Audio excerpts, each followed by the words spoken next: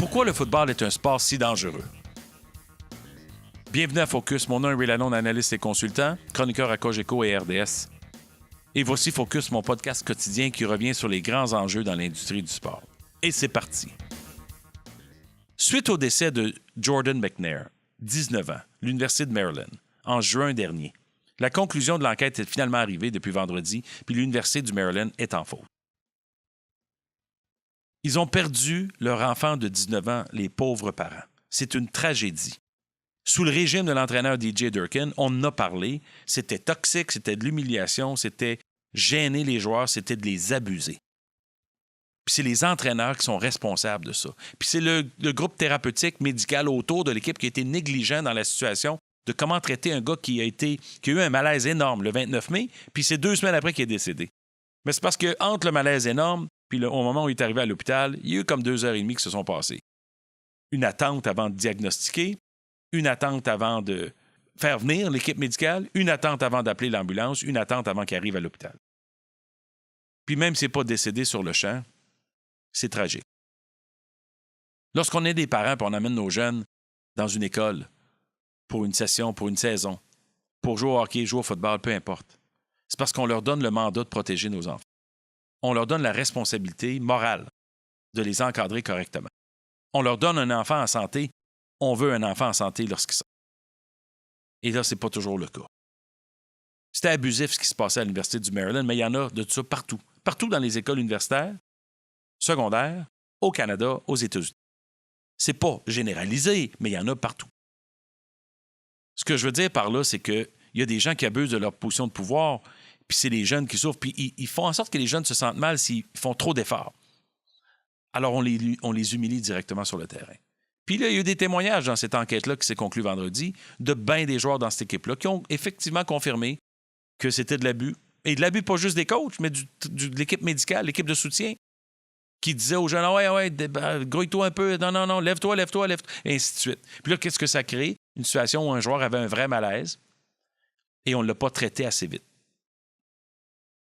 Selon USA Football, il y a 3 millions de jeunes qui jouent au football récréatif, civil, non scolaire, à un jeune âge, à partir d'à peu près 8 ans.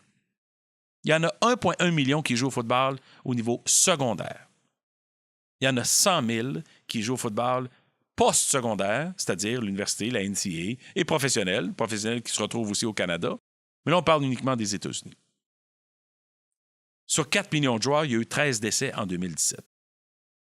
Direct, provenant d'un coup, indirect, provenant de la cause. Un coup, 3 décédés, blessures au cerveau, 1 décédé, colonne vertébrale. Ça, c'est directement grâce à un coup. 5 par arrêt cardiaque. 1 hémorragie. Ça, c'est indirect. Au total, c'est pas beaucoup, 13 sur 4 millions. Mais c'est 13 de trop.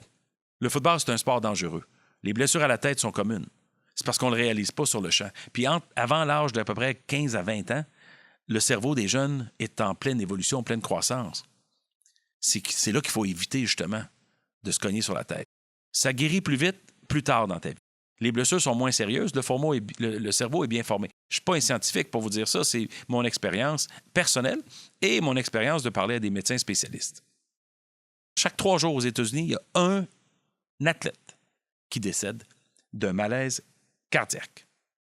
À chaque 3 jours. Ben, c'est des athlètes de tout âge, mais un malaise cardiaque, souvent, ça peut se détecter.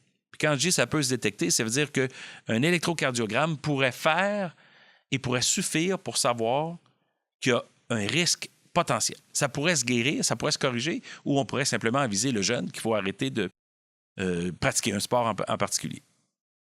C'est vraiment incroyable le dossier de l'argent du sport versus la santé des athlètes. Et parfois, on se laisse tous emporter dans cette espèce de vision de pouvoir et d'argent au détriment de la santé des athlètes qui participent, hommes ou femmes, garçons ou filles, professionnels ou amateurs. Puis le dossier du football, pourquoi c'est un dossier qui nous choque un peu? C'est parce que c'est un sport passionnant. C'est un sport que les jeunes aiment jouer. C'était mon sport préféré lorsque j'étais jeune. J'adorais jouer au football. Mais il y en a eu des blessures, il y en a eu des lésions, il y a eu des opérations, des chirurgies. une commotion aussi.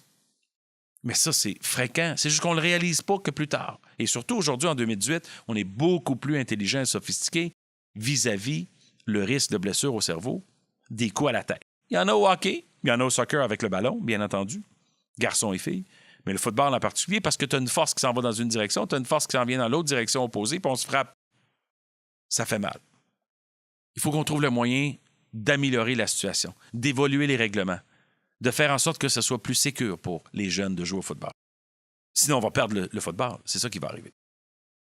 Mais entre-temps, il faut chercher des moyens d'innover en recherche, en prévention, en protection pour les jeunes, de façon à ce qu'on n'ait pas d'autres situations comme Jordan McNair, 19 ans, l'Université de Maryland, décédé au mois de juin dernier, 2 semaines après un malaise qu'il a subi lors d'un entraînement punitif sur le terrain. Merci d'avoir été là. Vous étiez à l'écoute de Focus. Suivez-moi sur Twitter @RealRayLalonde. Partagez le podcast avec vos amis et collègues. Vous pouvez les écouter sur YouTube, Facebook ou SoundCloud. Pour Focus, ici Ray Lalonde. À très bientôt.